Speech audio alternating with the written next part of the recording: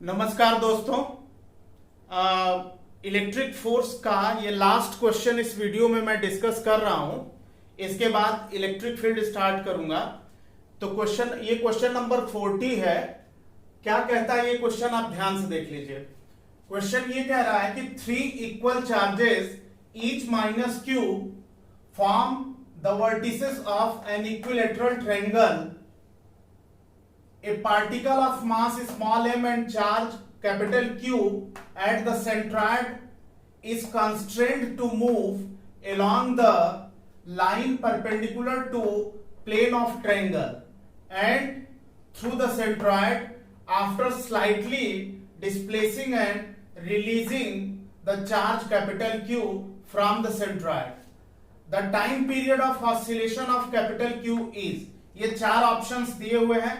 Question क्या कह रहा है वो आप ध्यान से समझ लीजिए कि ये एक इक्विलेटरल ट्रायंगल है। एवरी वर्टेक्स पर माइनस क्यू चार्ज है, सेंट्रॉयड पे कैपिटल क्यू चार्ज है। इस चार्ज को इस प्लेन के, ये जो प्लेन है ट्रायंगल का, इसके परपेंडिकुलर इस डायरेक्शन में स्मॉल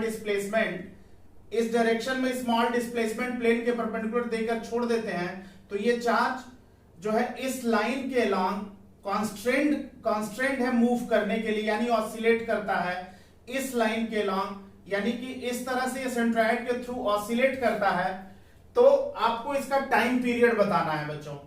तो आपको करना क्या है कि इस ट्रायंगल को मैं रीड्रॉ करता हूं। यहां पे ध्यान से देखिए, ये ट्रायंगल है और ये जो सेंट्रॉयड का चार्ज कैपिटल क्यू है, इसको एक्स डिस्प्लेसमेंट देकर के छोड़ रहे हैं। इस तरह से ये ऑसिलेट कर रहा है। ये जो ट्रायंगल का प्लेन है वो इस तरह से है, इस तरह से प्लेन है और चार्ज को ऐसे डिस्प्लेस करके छोड़ रहे हैं और ये चार्ज इस तरह से ऑसिलेट कर रहा है ऊपर नीचे सेंट्रॉयड के थ्रू। तो अगर इस चार्ज कैपिटल क्यू को हम यहां पे ला करके छोड़ते हैं तो ये चार्ज इस तरह से ऑसिलेट करने लग रहा है। आप ध्यान से देखिए, ये डिस्प्लेसमेंट हमने एक्स ले लिया, सेंट्रॉयड से वर्टेक्स की डिस्टेंस स्मॉल आर ले ली, और जब ये चार्ज कैपिटल क्यू यहां पे है तो इसको, इस कैपिटल क्यू को माइनस क्यू से मिला दिया, इस माइनस क्यू से मिला दिया और इस माइनस क्यू से लाइन से मिला दिया। अब ध्यान से देखिए, ये वाली साइड अगर कैपिटल आर है तो इसको भी कैपिटल आर लेना पड़ेगा, इसको भी कैपिटल आर लेना पड़ेगा, क्योंकि ये तीनों डिस्टेंसेस सेम होंगी। अब अगर हम इस चार्ज पर इस नेगेटिव चार्ज का फोर्स देखें तो अट्रैक्शन का फोर्स इधर होगा। ये एंगल अगर थीटा है तो इस फोर्स का इस डायरेक्शन में कंपोनेंट होगा एफ कॉस थीटा।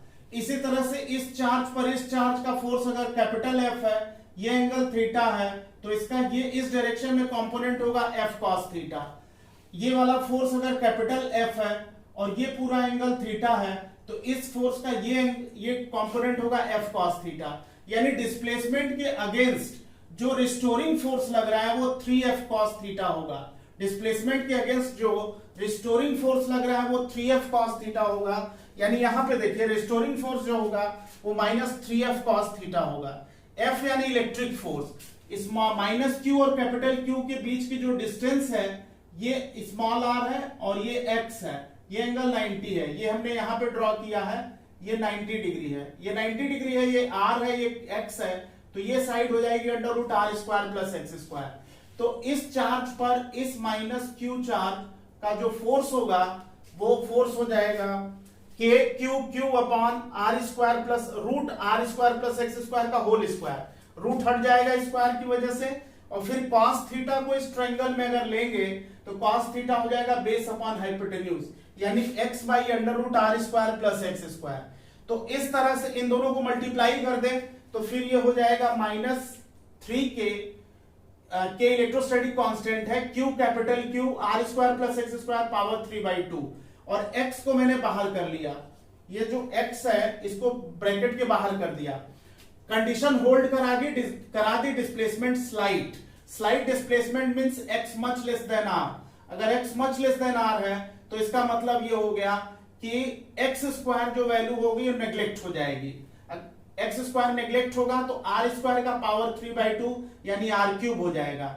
हम फोर्स को मास इंटू एक्सेलरेशन लिखते हैं, मास को नीचे ले गए तो एक्सेलरेशन हो गया -3k∼q/m r³ × x। यहां से a प्रोपोर्शनल टू -x, ये क्लियर हो गया, यानी ये SHM है, सिंपल हार्मोनिक मोशन करेगा ये चार्ज, और SHM का एक्सेलरेशन होता है -ω²x।